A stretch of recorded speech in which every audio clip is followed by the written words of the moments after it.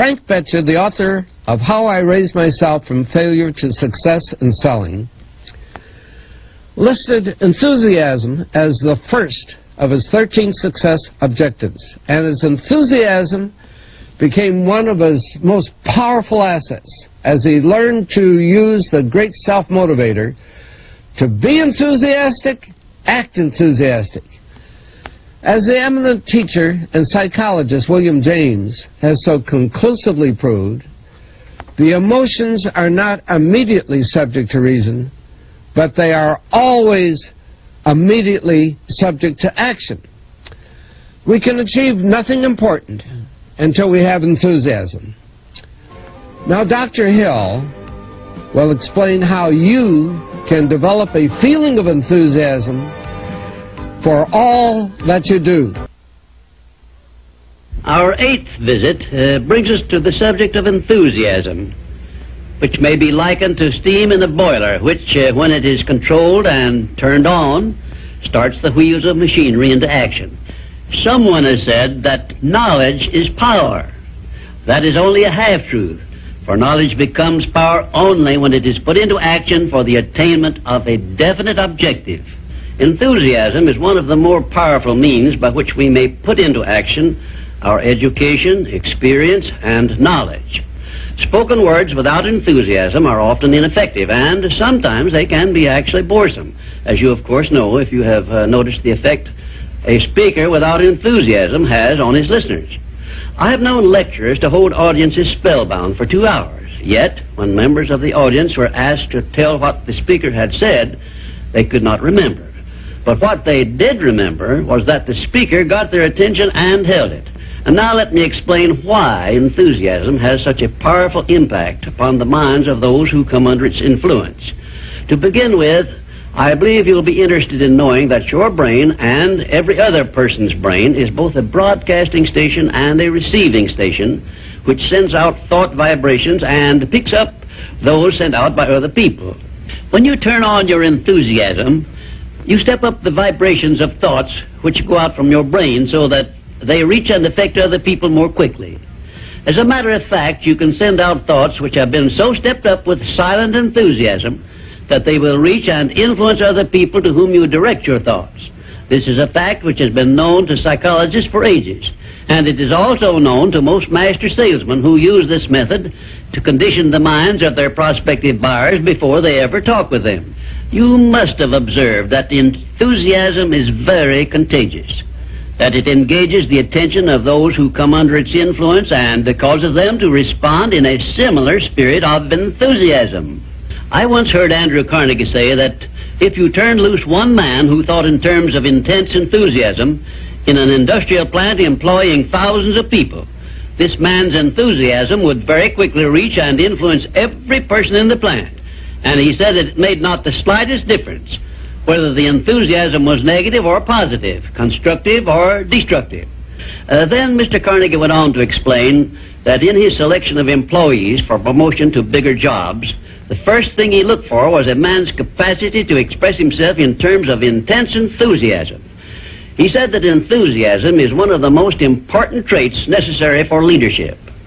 The most successful lawyers are not necessarily those who know most about the legal profession, but they are those who know how to influence courts and juries with their belief in their cases and have a great capacity for expressing themselves with enthusiasm. When you are introduced to another person, you have a marvelous opportunity to sell yourself favorably to that person by the extent of the enthusiasm you express in accepting the introduction. When you shake hands with another person, you have also a fine opportunity to make a favorable impression by the warmth of enthusiasm you put into that handshake. If there is anything which leaves me flat and unfavorably impressed when I'm introduced, it's an extended hand which feels like a piece of cold ham and acknowledges the introduction with a cold, canned, pleased to meet you, with no signs of enthusiasm back of it. Now, right here, let me give you a brief course in salesmanship, which may be of value to you the remainder of your life. When you meet anyone on whom you wish to make a favorable impression, when it is a stranger you have not previously met or someone with whom you are already acquainted, do these things. 1, Turn on your enthusiasm and so modulate your voice with it that you definitely make the other person feel you are happy to communicate with him. 2, when you shake his hand, take a firm grip on it and give it a quick, firm squeeze at the end of each word you express in your greetings. For example, say, "How do you do? I am so very glad to meet you." Do not crush the hand, however, as I have known some people to do. 3, then, if you begin the conversation, be sure that you direct it to some subject of interest to the other person. And 4, follow through by eagerly asking questions which will keep attention focused upon the other person.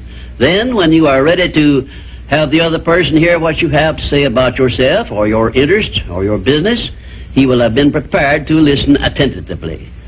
I've often told my students of salesmanship that the best possible way for one to sell himself to others is to first sell the others to themselves.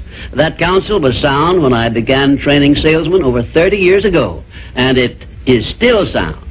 When I was a youngster in school, I discovered that the teachers from whom I learned most were those who expressed the greatest enthusiasm in their teaching. And I have heard an experienced doctor say that the enthusiasm he carries into the sick room with him has more to do with helping to bring about a cure than all the medicine he can prescribe. Enthusiasm is an expression of a positive mental attitude, and it has long been known to doctors that a positive mental attitude stands high on the list of influences which give one sound health. I have heard it said, for example, that only one thing causes stomach ulcers, and that is worry or a negative mental attitude. And only one thing can cure stomach ulcers, and that is a positive mental attitude. It seems that disease germs cannot live and thrive in the bloodstream of one whose mind is always positive. I have still another very important observation concerning the power of enthusiasm, which I wish to give you. I have observed that prayers expressed with intense enthusiasm bring much quicker and more satisfactory results. Now, you can try this for yourself and be convinced. I began experimenting with this idea many years ago, and from my experiences, I gathered the information which caused me to change my method of prayer entirely. I now use the prayer I recommended to you on previous visits with the gratifying results that I get quicker and more favorable action from my prayers than I did when I expressed them in a spirit which lacked enthusiasm. I suggest that a very practical way to begin learning to express yourself with enthusiasm will be to follow the habit of reading aloud for 10 minutes daily, putting all the enthusiasm at your command into your reading. You will be surprised in a short while at how much this will help you in speaking with enthusiasm in your ordinary conversations. I would suggest also that you adopt the habit of practicing enthusiasm in your conversations with your family and your business associates. Incidentally, this habit will make you more popular with those who are close to you. You can enjoy the benefits of enthusiasm if you are interested enough to develop a technique by which to acquire this habit, so you will follow it in a natural, unaffected tone of voice. If you follow my suggestion that you read for 10 minutes daily as a means of acquiring the habit of enthusiasm, I recommend that you write down a list of 10 subjects, things, or circumstances in which you have the keenest interest, and use this list for your practice purposes. You will have no difficulty in reading in a tone of enthusiasm in connection with the things that you like best. And finally, if you have not already picked up some useful ideas as to how the habit of enthusiasm can be developed, or what causes one to be enthusiastic, let me give you an example which may provide you with an interesting cue. You perhaps remember when you were courting the person of your choice, or being courted, as the case may be, you needed no one to tell you how or why to be enthusiastic. Of course not, because the motive of love or affection took care of this without effort on your part. Just remember that enthusiasm is always easily expressed when one is inspired by a burning desire for something or any motive associated with one's closest interests. Where there is no motive, there is apt to be no enthusiasm. Remember also that the three basic motives which it has been said practically rule the world are: 1, the emotion of love; 2, the emotion of sex; 3, the desire for financial gain.